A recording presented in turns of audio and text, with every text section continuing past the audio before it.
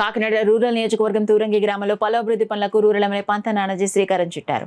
గ్రామంలో పీహెచ్సీల నిర్మాణానికి rural MLA పంత నానాజీ శంకుస్థాపన చేశారు. గ్రామానికి విచ్చేసిన ఎమ్మెల్యేలకు పలువురు గ్రామస్తులు, మహిళలు వారి ప్రాంతాల్లో నెలకొని ఉన్న సమస్యలను ప్రధానంగా రోడ్డు, డ్రైన్లు నిర్మించాలని కోరారు. తూరంగి ప్రాంతం జనాభా ప్రకారం విస్తీర్ణం చెందుతుందని, దానికి అనుగుణంగా గ్రామ ఆరోగ్య కేంద్రాన్ని ఏర్పాటు చేయడం జరిగిందని కాకినాడ రూరల్ ఎమ్మెల్యే పంత నానాజీ పేర్కొన్నారు.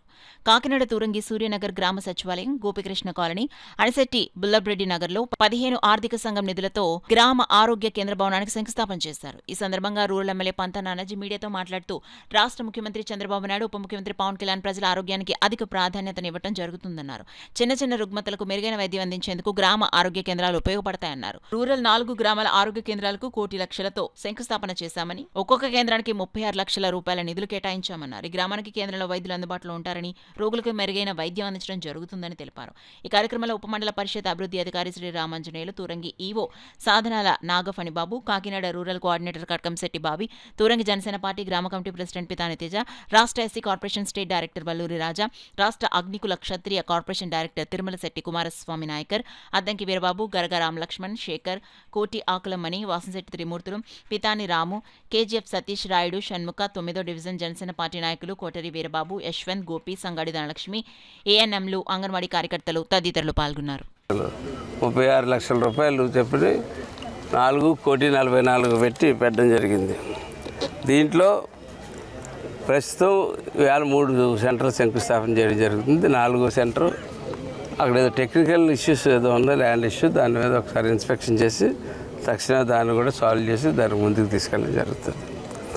అలాగే ఇందులో సాధారణంగా MLHPలు, mid level health providers, BSc nursing చేసినటువంటి వ్యక్తి, అంటే విరోచనాలు, జ్వరం, అటువంటి చిన్న ఫస్ట్ ఎయిడ్, ఇటువంటి కార్యక్రమం, BP, షుగరు, అటువంటి చూడడానికి డాక్టర్లు కూడా విజిటింగ్ అవర్స్ కూడా ఉంటుంటాయి.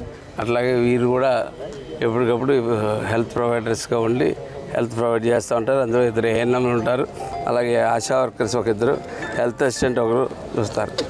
రోజు కూడా OP చూస్తూ ఉంటారు, పొద్దున 9 గంటల నుంచి సాయంత్రం 4 గంటల దాకా.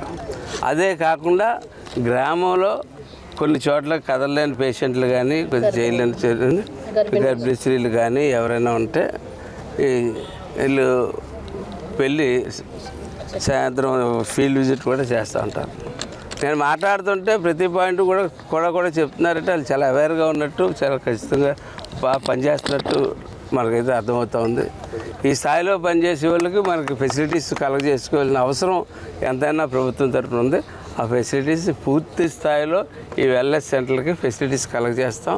ప్రజల ఆరోగ్యం తర్వాతే ఏ అంశమైనా సరే పరిగణలోకి తీసుకుంటామని చెప్పి చంద్రబాబు నాయుడు గారి తరఫున, పవన్ కళ్యాణ్ గారి తరఫున నేను ఇక్కడ చెప్తా ఉన్నా. ముందు కూడా డాక్టర్ గారి సర్వీసెస్ చక్కగా జరుగుతున్నాయని చెప్తా ఉన్నారు.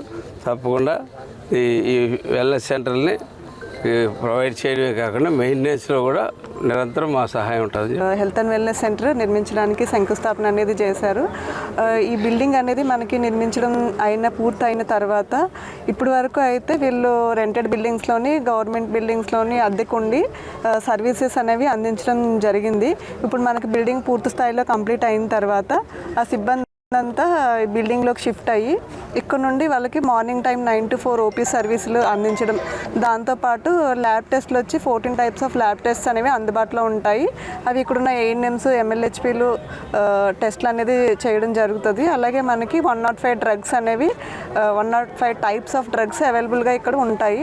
ఆ డ్రగ్స్ కూడా ఎవరికైతే నీడ్ ఉందో ఆ ప్రజలకి వీళ్ళు వాళ్ళ ఇబ్బందులను బట్టి వాళ్ళకి మందులు అందజేయడం అనేది జరుగుతుంది. అలాగే మధ్యాహ్నం టైంలో కూడా ఫీల్డ్ విజిట్లు అనేది చేసి మాకు ప్రోగ్రామ్స్ ఉంటాయి, హెల్త్ ప్రోగ్రామ్స్.